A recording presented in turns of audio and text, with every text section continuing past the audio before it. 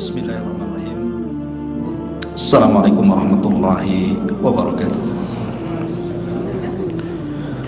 Alhamdulillah wassalatu wassalamu ala Rasulillah wa ala alihi wa sahbihi wa mawalah wa la hawla wa la quwata illa billahi wa ba'd. Kita lanjutkan kajian kita, masih membahas menyingkap rahasia di balik alam jin dan dunia perdukunan. Qala Ibnu Abdul Bar rahimahullahu ta'ala, al-jinnu inda ahlil kalami wal ilmi bil lisani ala maratib. Ibnu Abdul Bar, seorang ulama, mengatakan jin itu menurut istilah ahli kalam dan juga ahli ilmi dengan lisan ada 5 tingkatan. Jin itu ada 5 tingkatan. Fa'idha dzakarul jinna khalisan qalu jinniyun. Pertama, kalau mereka menyebutkan kalimat jin dan tidak ada embel-embel yang lainnya, maka mereka mengatakan disebut dengan jin. Jin yang murni itu disebut jin, nggak ngapa-ngapain dia. Yang kedua, faida aradu annahu mimma yaskunu ma'an nas qalu amir wal jam'u ummah. Tapi kalau jin itu yang selalu tinggal di rumah-rumah kaum muslimin, karena setiap rumah itu ada jinnya. Setiap rumah yang kita huni itu ada jin, jangan salah. Makanya kenapa kalau kita masuk ke kamar mandi kita disuruh berdoa kan, Allahumma inni a'udzubika minal khubthi wal khaba'ith. Karena kamar mandi itu sarangnya jin. Artinya setiap rumah sekarang hampir ada kamar mandi. Ya Allah, aku berlindung kepadamu dari syaitan laki-laki dan syaitan perempuan. Jadi setan jin itu ada yang laki-laki, ada yang perempuan. Jadi yang menghuni kamar mandi itu ada 2, ada yang perempuan, ada yang laki-laki. Jadi kalau yang masuk laki-laki, yang goda jin perempuan. Kalau yang masuk perempuan, yang goda jin laki-laki. Kalau yang masuk LGBT, banci-banci kaleng yang masuk, mungkin jin banci kaleng juga yang goda. Artinya bahwa di rumah orang itu ada jinnya. Nah, jin yang tinggal di rumah-rumah bersama manusia itu sebutannya amir atau umar jamaah. Yang ketiga, faida kana mimma yuridu lisibyan qalu arwah. Jin-jin yang suka ganggu anak-anak. Kadang-kadang bayi nangis saja kan, tak mau pula dia diberhentiin, kasih susu pun tak mau, nangis saja satu malam. Itu diganggu arwah. Jin juga tapi namanya arwah. Makanya kenapa Rasul mengatakan jangan keluarkan anak-anak kalian di waktu maghrib, karena waktu itu sedang tatala abu syaitan, setan sedang bermain-main nyari mangsa anak-anak. Waktu maghrib masukkan anak-anak ke rumah, kunci pintu jendela, tutup semuanya, karena di situ banyak arwah jin-jin yang ganggu anak-anak, kesurupan pula ada. Kemudian yang nomor 4, fa idza khabutha qalu syaitan. Tapi kalau agak jahat sikit nih jin ini, maka disebut syaitan. Makanya kalau orang jahat orang bilang dasar setan. Jin juga sama. Dan yang nomor 5, fa idza zada amrahu ala dzalik. Tapi kalau jahatnya itu keterlaluan sampai membuat orang syirik, orang kufur gitu ya, maka itu naik dari syaitan menjadi marid, disebut marid. Makanya jin-jin yang diikat di bulan Ramadan itu namanya jin marid. Tidak semua jin di bulan Ramadan itu diikat. Jadi maksud hadis Nabi SAW, idza ja'akum Ramadan futihat abwabul jannah wa ghuliqat abwabun niran wa suffidatis syayatin. Apabila datang Ramadan, dibuka pintu surga, ditutup pintu neraka, dan diikat setan. Maksud setan di sini artinya jin yang marin saja, karena dalam riwayat maradatul jin.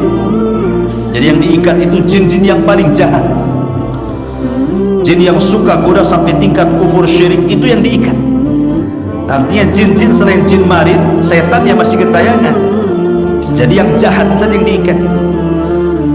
Makanya banyak di bulan Ramadan itu yang nggak puasa kan. Jangan pula ditanya, Ustaz katanya setan diikat masih juga tak puasa. Ya memang dia setannya. Gitu ya. Yang nggak puasa itu setan dari kalangan manusia. Karena tidak semua diikat jin itu. Yang diikat marodahnya saja, yang paling jahatnya saja. Jin-jin kerocok-kerocoknya masih berkeliaran. Nah, makanya ada juga yang maksiat di bulan Ramadan. Bahkan ada juga yang buka diskotik di bulan Ramadan. Itu setannya kumpul di situ semua. Masyaallah muslimin yang dimuliakan Allah Azza wa Jalla. Adapun jin itu asnaf. Jin itu kan ada jenisnya. Ada model jenis binatang. Kata Nabi SAW, al jinnu salasati asnaf. Jin itu 3 jenis. Sinfu kilabin wa hayat. Terkadang dia membentuk seperti anjing ataupun ular.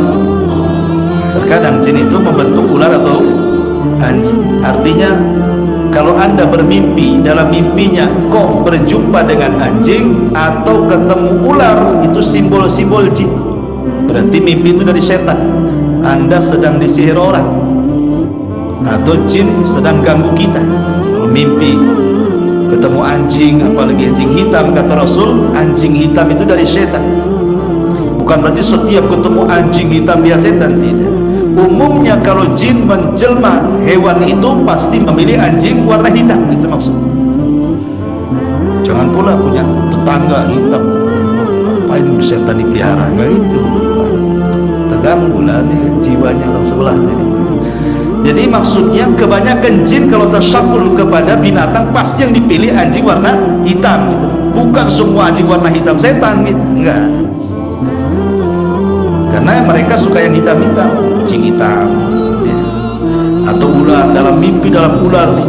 Kalau zaman dulu, zaman baheula, zaman saya itu dulu, kalau anak muda mimpi dililit ular, berarti mau kawin itu katanya. Bukan mau kawin, dia sedang diganggu setan. Ular itu simbol daripada jin. Kemudian yang kedua, wasimfun yatirun fil hawa. Ada jin itu bisa terbang, diberikan kemampuan terbang. Makanya ada jin-jin itu yang naik ke langit mencuri dengar, karena mereka bisa terbang. Tetapi ada jin juga wasimfu yahulluna wa yat'anun. Mereka ada yang tinggal di lubang-lubang. Makanya saya pernah baca satu komentar di YouTube itu, kajian saya adalah komentar di bawahnya, cerita dia bahwa saya pernah punya pengalaman, katanya naik mobil lewat hutan, cerita dia. Kemudian pengen kencing, akhirnya dia langsung masuk ke pinggir hutan itu, ada pohon besar, ada lubang di situ, pengen kencing aja di situ katanya. Pulang, maaf ya, kemaluannya sakit, akhirnya kencing nanah. Setelah diruqyah baru sembuh. Boleh jadi ya, bisa saja kisah ini bisa ya, bisa tidak, tapi kan kalaupun terjadi bisa terjadi karena dia sembarang kencing kan, masukkan kencing ke lubang. Jangan-jangan lubang itu ada jinnya di situ, terganggu antum kencingi. Antum kalau dikencingi apa nggak dipukul yang kencingi? Jin juga sama lah. Nggak percaya, cobalah ya, kencing apa nggak murka kita, diludahi saja kita marah, apa dikencing ya kurang ajar dia. Ya, ngajak perang dia kan itu. Jin juga kurang lebih seperti itu. Maka jangan ganggu kehidupan mereka. Masyaallah muslimin yang dimuliakan Allah Azza wa Jalla. Tapi walaupun demikian, jin-jin yang jahat itu mereka bisa membuat pengaruh kepada manusia, bisa sampai sakit. Contoh Nabi Ayub. Nabi Ayub alaihi salatu wassalam terbaring 18 tahun lamanya, itu salah satunya gangguan setan, dan itu disebutkan dalam Quran.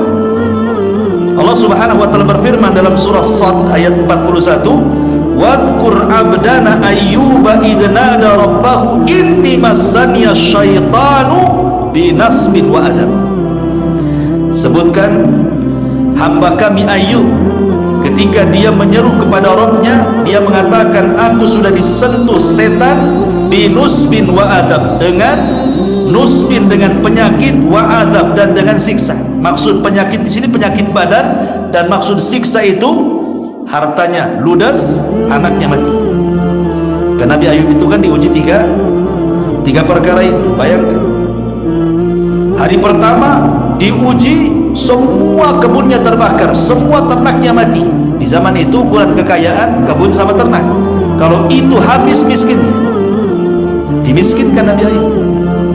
Siapa yang buat terbakar? Setan, dibakar setan. Kemudian yang kedua, 12 anaknya, ada yang mengatakan 14 anaknya, semua laki-laki, itu dibunuh oleh iblis dalam satu rumah. Jadi diundang ke rumah makan-makan, rumahnya dirobohkan, mati semua anaknya. Kemudian yang ketiga dikasih penyakit. Penyakitnya ini kata para ulama, benjol-benjol dari atas kepala sampai ke kaki, isinya nanah, darah dan ulat, dan itu selama 18 tahun dan gatal. Sebutkan begitu dalam sirah itu. Nah, ini salah satu penyebabnya adalah diganggu oleh siapa? Syaitan, jin. Jin punya pengaruh juga kan.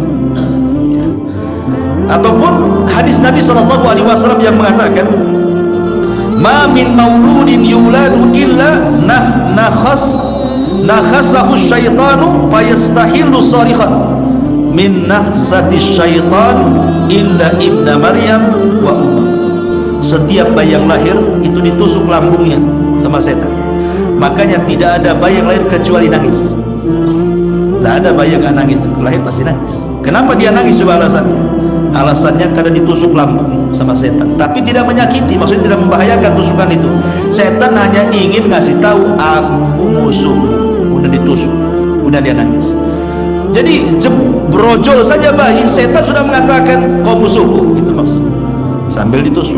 Kecuali 2 bayi yang tidak ditusuk, satu Isa bin Maryam dan yang kedua ibundanya Maryam. Selain itu semua bayi ditusuk, dan itu permulaan permusuhan antara jin dan manusia, maksudnya syaitan. Adapun langkah-langkah setan sendiri, setan ini punya langkah untuk menyesatkan Bani Adam itu 7 langkah. Ingat 7 langkah. Langkah yang pertama, yang paling tinggi adalah kekufuran dan kesyirikan. Bagaimana orang itu dibuat kufur, dibuat syirik supaya keluar dari Islam. Langkah yang kedua, dibuat orang itu buat bid'ah, menyelisih sunnah Nabi.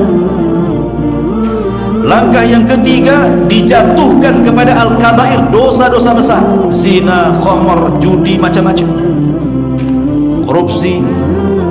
Kemudian yang nomor 4, kalau tidak bisa juga, lebih rendah lagi, as-saghair, dimasukkan, disuruh untuk melakukan dosa-dosa kecil. Kalau tidak bisa juga, oh ini kuat imannya ini, suruh kufur tak mau, suruh bid'ah tak mau, suruh dosa besar tak mau, suruh dosa kecil tak mau. Maka yang kelima, disibukkan dengan perkara-perkara mubah. Main bola, bulu tangkis, main futsal, itu kan gak ada hukumnya. Disibukkan dengan main-main gitu, akhirnya lupa waktu, sholatnya telat-telat, sengaja dibuat kayak gitu ya.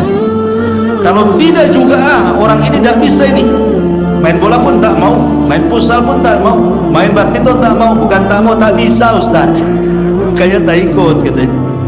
Artinya bahwa intinya dia nggak mau. Maka ada lagi yang ke-6, dengan cara apa? Disuruh untuk mengutamakan yang tidak afdol dan ditinggalkannya yang afdol.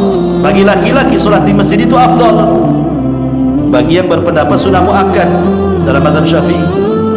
Tapi di rumah itu sah-sah saja. Akhirnya dia mengatakan, tidak usahlah di rumah saja, kan sah juga. Padahal di masjid lebih afdol kan. Itu namanya meninggalkan yang afdol, memilih yang tidak afdol. Dibuatnya kayak gitu sama setan, karena sudah tidak bisa tingkatan-tingkatan tadi.